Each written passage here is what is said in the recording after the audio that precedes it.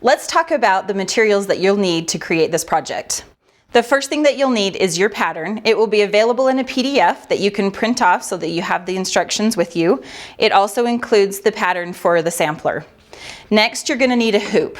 Now, I have always worked with these wooden hoops. They're inexpensive and easy to find at any craft store, but you can also find these really nice plastic hoops that are really sturdy, and hoops come in all different sizes, from really small up to even bigger than these. For today's project, you'll need a 10-inch embroidery hoop. We're also going to need some fabric. For our project, we're just using a quality quilting cotton, but you can use linens, muslin, canvas. You can really embroider on any and everything. But for this project, again, you're going to just need a square of quilting cotton. You will need thread.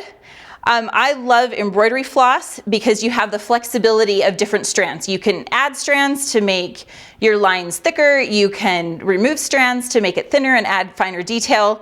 But you can also stitch with pearl cotton. You can use regular sewing thread. But for this project, we'll be using DMC embroidery floss, and in your pattern it will tell you all the specific colors that you'll need to create the exact sampler that I've shown. You'll also need scissors. Any scissors will work, but it's really handy to have a nice pair of small embroidery scissors. They're easy to travel with you, they're sharp, and they can get into those corners and get your threads cut nice and close. You will also need needles. Embroidery needles are nice because they're really sharp. They help you pierce your fabric that you're stitching into really well. And to get a set like this that has a range of sizes is helpful in this project specifically because we're going from 6 strands sometimes down to 3 strands sometimes. And so the different eye sizes is what the difference is going to be in your sizes. And so it's nice to have a range so that when you're adding a lot of threads, you have a bigger needle and a bigger eye to get that thread through. And when you're adding finer details, you have a finer point to work with. The next thing that you'll need is a way to transfer your pattern, the design that you're going to stitch, onto your fabric. One of my favorite ways that I have recently found is this water-soluble, printable interfacing. So what you'll do is load your PDF pattern, put your sheet of interfacing into your printer, and you'll print off just the image. And it's super fast and a really easy way to get your image transferred. And this is available at your local craft stores, and it's already cut, ready to fit right into your printer. If you don't have that, or you don't want to buy that, then I like to transfer it. This is a light board. You put your pattern on top of it and then your fabric on top of that and transfer it. If you don't have a light box, you can always use a bright sunny window, which is honestly how I've done it most of my embroidering career. If you're transferring it by hand onto the fabric, there's a few different ways you can do.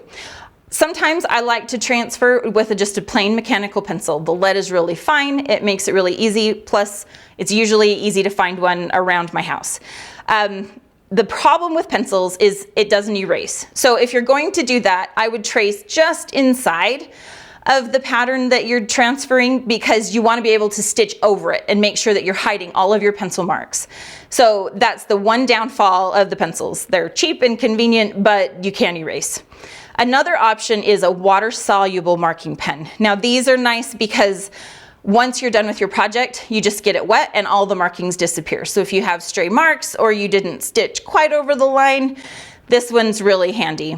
Another one that I have recently found are these friction pens from Pilot. And these are great because they have the same kind of properties as the water-soluble ones, only instead of disappearing with water, they disappear with heat. So once you're finished stitching your project, if you have stray marks that you want to get rid of, you fire up your hairdryer and run it over it, and the heat makes the marks disappear. And this one gives you really fine, clear lines, as opposed to the water pen, which the water-soluble pen I find tends to bleed a little bit.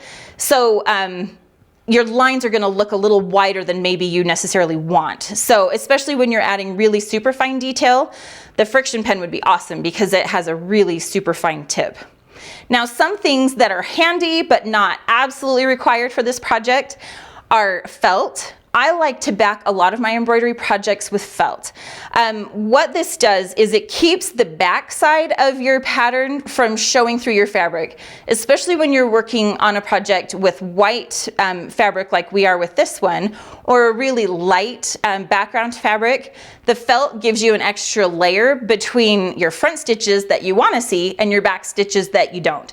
So felt is really handy. It does make it a little stiffer to pull your needles and thread through. So if you are finding that it's just too hard to pull it through, then you can get rid of the felt. But I like it because it just makes it, gives you the luxury of carrying your stitches a little further and being a little bit sloppy on the back that you might not be able to with a more sheer front fabric.